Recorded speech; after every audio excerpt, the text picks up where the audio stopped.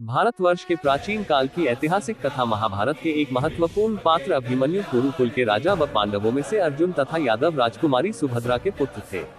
श्री कृष्ण और बलराम जी उनके मामा और गुरु थे। विराट नरेश की पुत्री राजकुमारी उत्तरा अभिमन्यु की पत्नी थी, जिनके पुत्र परीक्षित ने संपूर्ण भारतवर्ष में चक्रवर्ती नरेश के रूप में शासन किया था। कथा में उनका छल और अधर्म द्वारा कारुणिक अंत बताया गया है, परंतु अभिमन्यु जैसी ख्याति किसी भी अन्य महाभारत योद्धा को नहीं मिल सकी। अभिमन्यु महाभारत काल के सर्वश्रेष्ठ योद्धाओं में से एक है तथा सबसे कम आयु के सर्वश्रेष्ठ योद्धा है। अभिमन्यु को द्वंद्व युद्ध में हराना असंभव माना जाता था। अभिमन्यु अर्जुन के पुत्र थे। 15 वर्ष की आयु में फाल्गुन मास में उनका विवाह उत्तरा से हुआ था।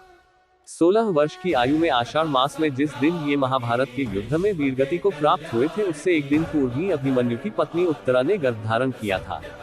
द्वापर युग में सबसे कम उम्र में स्त्री के शारीरिक सुख और संतान जन्म की प्राप्ति करने वाले वे इकलौते थे।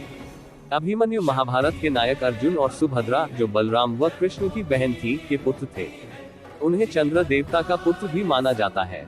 धारणा है कि समस्त देवताओं ने अपने पुत्रों को अवतार के रूप में धरती पर भेजा था, परंतु चंद्रदेव ने कहा कि वे अपने पुत्र का वियोग सहन नहीं कर सकते, अतः उनके पुत्र को मानव योनि में मात्र 16 वर्ष की आयु दी जाए। अभिमन्यु का बाल्यकाल अपनी ननिहाल द्वारका में ही बीता। उनका विवाह महाराज विराट की पुत्री उत्तरा से हुआ।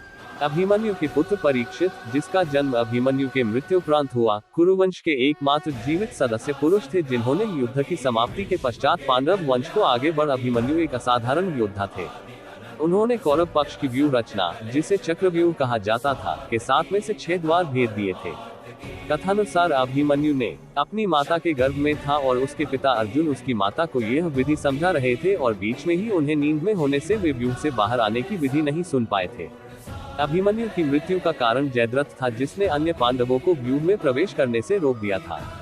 संभवतः इसी का लाभ उठाकर व्यूह के अंतिम चरण में कौरव पक्ष के सभी महारथी युद्ध के मानदंडों को भुलाकर उस बालक पर टूट पड़े, क्योंकि कोई भी कौरव पक्ष का योद्धा द्वंद्व युद्ध में अभिमन्यु को पराजित नहीं कर सके थे।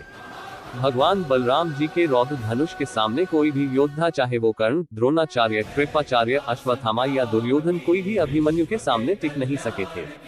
अभिमन्यु को चक्रव्यूह के भीतर द्वंद्व युद्ध में पराजित करना असंभव था, जिस कारण कर्ण ने छल पूर्वक अपने विजय धनुष से पीछे से वार करके रौद्र धनुष को काट डाला।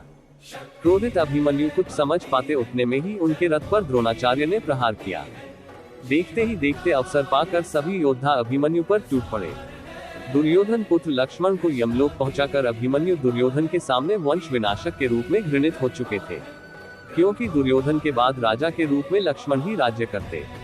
ऐसी स्थिति में सभी कौरव महारथी के क्रोध, छल और अधर्म का सामना अभिमन्यु को करना पड़ा, जिस कारण उसने वीरगति प्राप्त की। परंतु फिर भी अभिमन्यु ने अंत तक धर्म का त्याग नहीं किया। मामा श्री कृष्ण का एक नाम रणछोड़ भी है, परंतु अभिमन्यु की शिक्षा में उनके बड़े मामा श्री बलराम की शिक्षा अधिक दिखाई प्रतीत होती है। कर्ण ने अंतिम क्षणों में अभिमन्यु को ही सर्वश्रेष्ठ धनुर्धर मान लिया था। वे बहुत अधिक लज्जित थे। अभिमन्यु की मृत्यु का प्रतिशोध लेने के लिए अर्जुन ने जयद्रथ के वध की शपथ ली थी।